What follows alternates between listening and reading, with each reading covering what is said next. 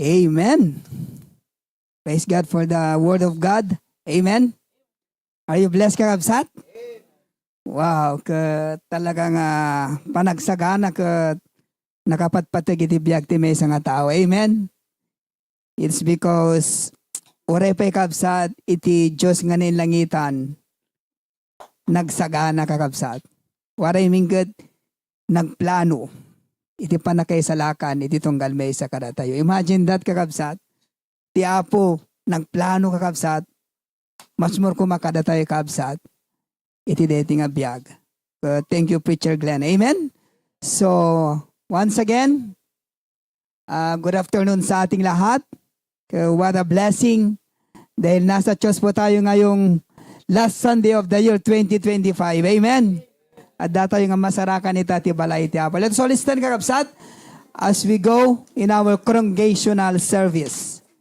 Let's go to the Lord in singing kakabsat. Are you excited to sing for the Lord? Amen. Nagpindas di family conference ko na ni Bishop De Vega kakabsat. Tibiyag tayo kas may nga Kristiyano kat hanga kang kanayon nga smooth sailing. Right? Ada dagiti umay dagiti tiyempo nga panagrigat, ada dagiti panagpulkok ti puso, pakakumikumam ti panagbiag. But as a believer in Christ, ada iti kang runan kabsat nga panghawakan tayo iti biag tayo. Awan sa baling wasan nga ada ti Apo kada tayo. Amen? At nagpintas de message ni Pastor Pruby itay kabsat, 6 giants to overcome for a strong year.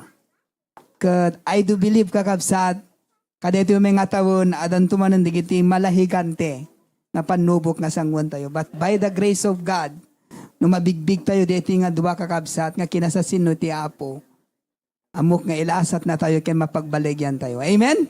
Let's sing our first hymn, God on the Mountain. Praise God, our God is God on the mountain. Amen? Join me in the first verse, sing. Life is easy when you're up on the mountain. You've got peace of mind like you've never known.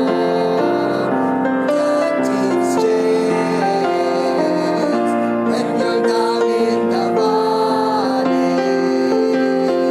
Don't lose faith, for you're never alone. For the God on the mountain is still God in the valley. When things go wrong, He'll make them right. And the God of the good times is still God in the bad times. The God of the day is still God in the night. You talk of faith when you're up on the mountain. Don't comes easy when life at its best. But down in the valley, there are trials and temptations. That's why your faith is really put to the test. Sing on. For the God on the mountain is still God in the valley. When things go wrong, He'll make them right. And the God of the good times is still God in the bad times. The God of the day is still God in the night. Amen. Our God is not only God on the mountain, but He is the lily of the valley. Amen. Let's sing that wonderful hymn, The Lily of the Valley.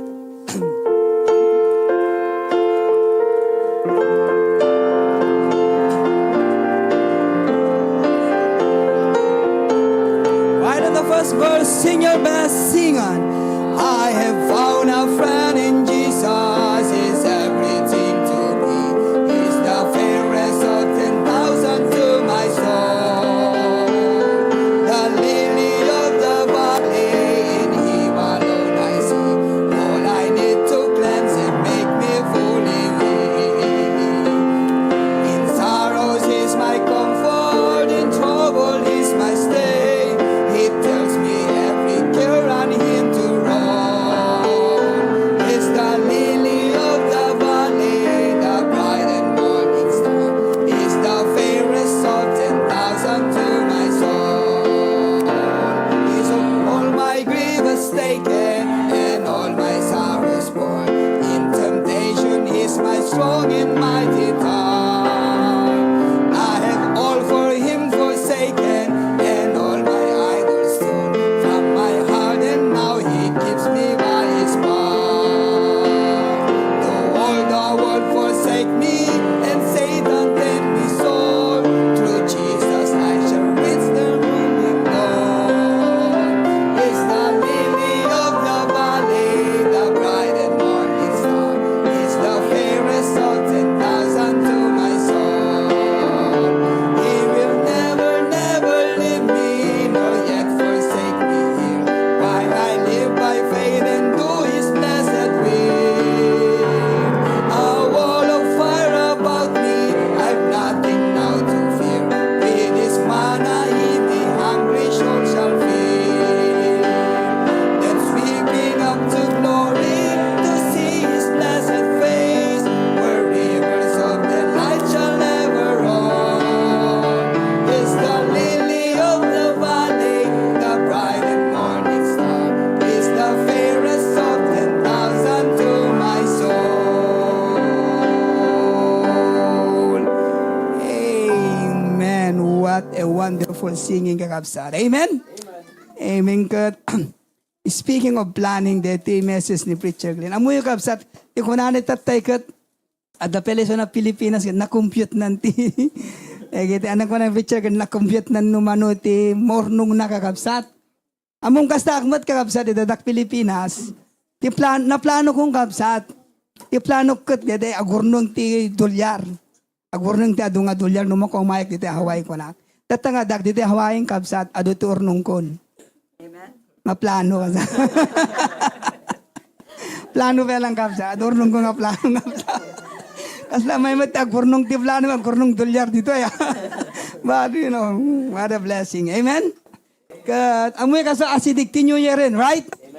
Kat kunada kapsat, babala. Ulitok man ang kapsat. Hang kayo nga ag-CR to December 31, 11:59. Kasi next year kayo ito nga makaruwaran kapsat. Okay? Babala di jaya.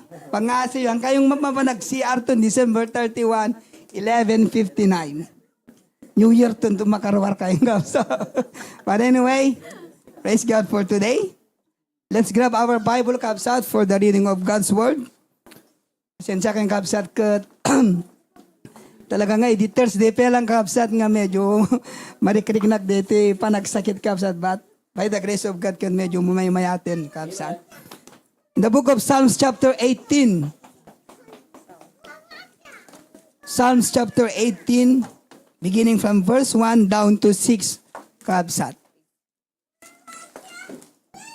Psalms chapter 18 verses 1 to 6. Amen. Agigidan tayo nga mangbasa kapsat in English. Amen. Ada ka dyan kapsat. Amen. Psalms chapter 18 verses 1 down to verse 6.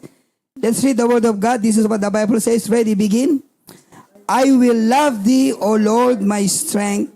The Lord is my rock and my fortress and my deliverer, my God, my strength, in whom I will trust, my buckler and the horn of my salvation and my high tower.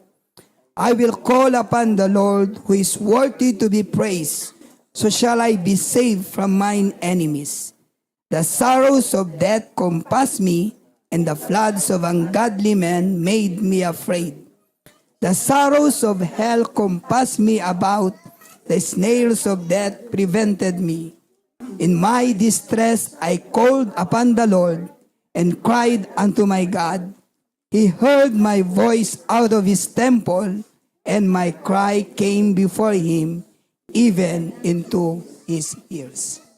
Ti apo ti mang bendisyon ti sa una nga naibasa kapsa dagdumog tayo. Akirim tayo yung iti panagkararagi ti apo. Heavenly Father, in the name of your Son, Jesus Christ, we come to you with thanksgiving and praise. Muna ti amin apo, thank you for saving our soul. Thank you, Lord, for the Son of Man is come to seek and to save that which was lost. Nalang apo nga imay no dikit tiyaay na talaga nga plinano apo iti Diyos Ama. Tanakita na apo itinindaklan nga pagkasapulan iti tattao. Isu apo ti panakisanakan. Thank you, Lord, for that simple plan of salvation. And thank you, Lord, kadigiti tattao apo Diyos nga naramat mo tapno iti kasta mangigan mi apo iti simple apo nga ebanghelyo ti panakisanakan. Thank you, Apo, tinanama iti biyag nagnanayon. Ken thank you, Lord. Tingkabil na kami kada ito nga church. Tapnon ti kasta, Apo, makapagserbi kami king kaapo nga nananay. Thank you for our senior pastor ng inted mo, Apo, kada ito nga church. Thank you, Apo, iti biyag na. Thank you, Apo, Diyos. Iti laing ken sirip nga papaay mo, Apo. Ti ayat na nga di agserday, Apo, mangi sursuro kada kami. Dagiti kinapudno ken prinsipyo apo iti sao nga mabalin mi apo nga pagbiyagan baben iti parabor mo. Thank you apo ti tunggal may sa apo Dios nga deti ang gundaway that we can be a blessing and encouragement to one another apo. Kang ronan na thank you Lord kadeti soming kami nabasa iti deti nga oras nakita mi apo kadeti nga sa iti puso ni David. Ako na shock ayateng kawapo apigsak. Kinuna na pa yapo nga sika iti awagan na. Ta sika apo kat may kariyang may daydayaw. Ket iti kanito apo nga dumteng iti panagrigat, iti panagbiag na apo, awan ti sabaling nga awagan na, no dikit sika apo, ket ijay nga itin mo apo, iti kaasi keng kuana. Lord, kas ni David, kas panangsango mi dito may manang nga tawon. At ako maapo ti puso mi kas ni David apo. Nga nyaman nga sitwasyon nga sumangbay apo. Sika kadi apo ti makita mi. Sika kadi apo Diyos iti tag-ay ken ingatoy apo ti puspuso mi. Ta sika apo kat may karilaw unay nga pagrukbaban, pagdayawan ken pagyamanan. Thank you Lord. Tadung ayat nga kiniimbag ken kinamanangasim kada kami. Apo kas pa nagpatpatuloy mi nga masidig king kay ti dating aramid maminsan pay sukimatim ti puso ken panunot mi pakaunan na kami apo kadagiti naglabsingan mi nakabasunan mi apo tapnon ti kas tagtultuloy nga nabalegi naragsak apo dating aramid ket tinagan mo lang apo ti may daydayaw.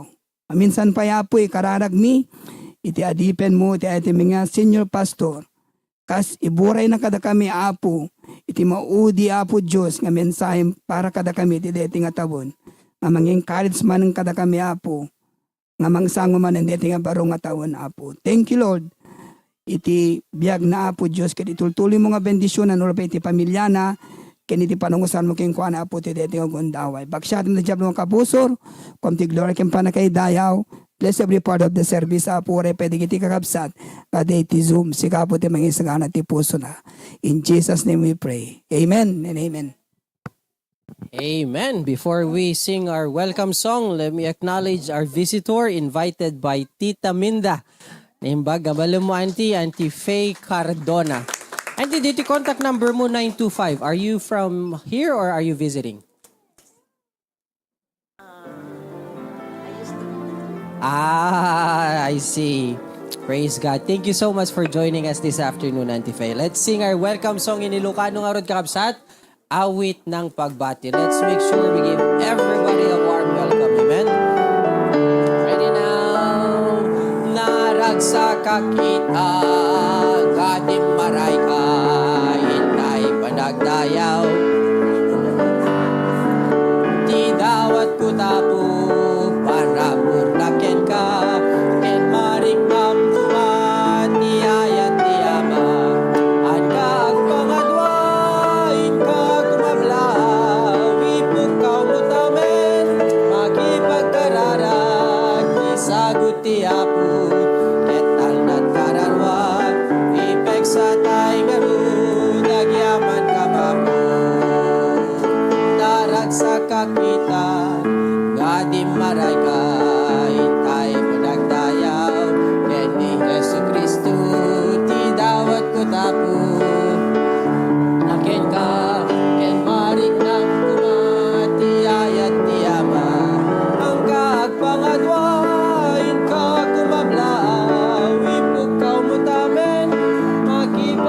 kararag, ti sagot ti Apo, ket talnat kararwa, ipek sa tay ngarud, agyaman kamaru, ipek sa tay ngarud, agyaman kamaru, ipek sa tay ngarud, agyaman kamaru.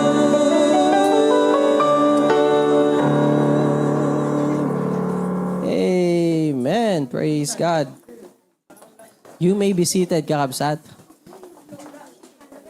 Amen. Sino kada kayo tinakagatang ti paputukan, kakabsat? Legal mo't lang. Yeah. Ti malipatan, di pasamak ti paputuki di last year. So nga, siguraduan tayo nga buo ti ima tayo. Kun buo ti pamilya tayo. Ni palubos ti Apo, ti umay nga baro nga tawon. Amen? I am very excited for what's to come. No, praise God. Tita. Praise God for the wonderful family camp. Amen?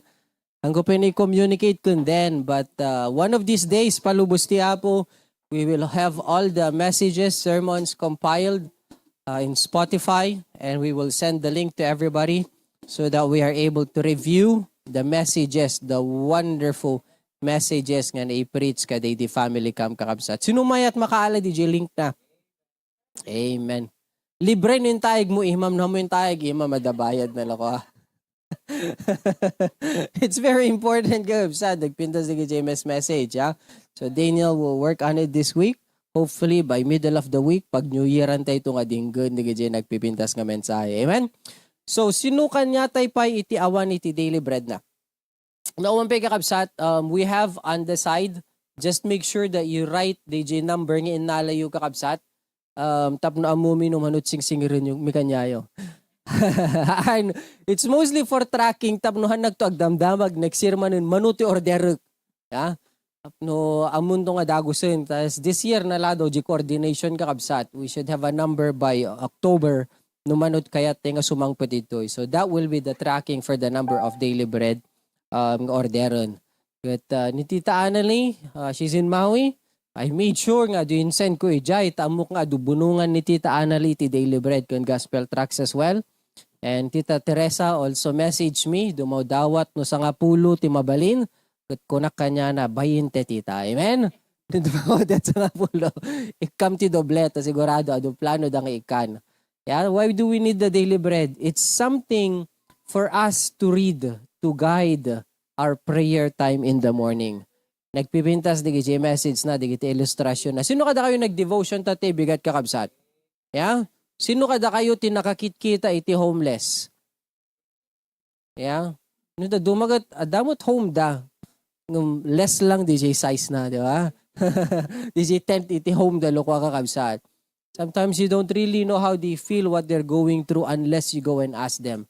Majority of the time, the reason why they're there, aside from them being lazy, that's a possibility. But hanga di jiti highlightan tayo kakabsat. Sometimes it's a psychological issue that they're going through. So let's not be too judgmental about them. So nagpindas di ba? We would not have known that if you didn't read the daily bread. You would not have known that angle, that perspective, if you didn't read the daily bread. And the angle, the perspective we need to see in that is God cares, God loves, even the homeless. So you need to be grateful that you have a home, that you have a family, and you need to be kind to others because you don't know what they are going through. Amen?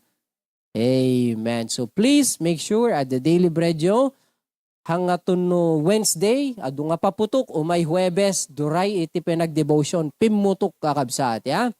Let's make sure nga ada pag-meditatean tayo, ada pag-prayan tayo this coming Thursday morning. No, nebus di siya kakabsat, agpakamu kay lang adupay, adadapay iti inbatik ijay balay tapno. Narigaton no maguyod amin dito, ko na kesog pakamu kay lang. Also, continue to pray for Pastor Pruvi. There's a lot of events, there's a lot of schedules. Continue to pray for his itinerary and for his schedule kakabsat. Kuno ada agpakamu kayo kakabsat, you know, one of the points kadito lesson nga nakabitin na kita nga Sunday school is, aside from being closer to God, the second point is pray to be closer to your pastor. Puntos man ni preacher John Ray DJ de la Sunday kakabsat. Yeah. So, communicate with Pastor Pruvi. If not, communicate with me. Your plans, your ambitions this year. Kasla ko importante, nasisita dito kakabsat, di ba? This coming year, palubos ti Apo, tumayab the brother Florante, sis Jeline, Pilipinas. Kat wisdom yung pa iti Apo kan sis Jeline, yung bagana kan brother Florante, hangka mabalin agawid Pilipinas nga dagal bladder mo. You need to know the context daw, di ba? Agsaksakit kami buksit ni brother Florante kakabsat, gallstones na, kat no agatakit, ti sakit buksit na Pilipinas, narigat kakabsat, delikado, di ba? Na delikado ba? Hindi nga makontrol. So, kunan sis Jeline, ingkag pa-opera ni Pigkat mon. Sincere na kanyak ni Brother Florante di Wednesday. So, kunak, ibagam, istrab kag pa-opera, akut kuyugan kanto. Amen? Maragdandanag dito yung kabsat, di naktukibinan ka kabsat, di ba? Kibinag nga kamamuna di kasi doktor, nurses, and everybody, di mas kalmanten to at amamuk di kasi mang kalmanten to at amunan to amamuk amin nga mang butsak kanya nagakabsat mang punas uno mang tulong baka sakto pa yun di amin. So that's the importance of sharing your plans, the things you're going through, ti apot mangidalan kin mangiturong kin mangiprovide ti pagkasapulan da. Amen. So before we hear Pastor Pruvi, we have two specials kasto iti ornos na din so umuno na di kids presentation Bacarra, to be followed by the kids presentation of Hawaii. Amen? And then the choral or choir in Bacarra, and then the choir in Hawaii. Amen? Santo take over ni Pastor Pruvi. Excited na di Bacarra. Go ahead then.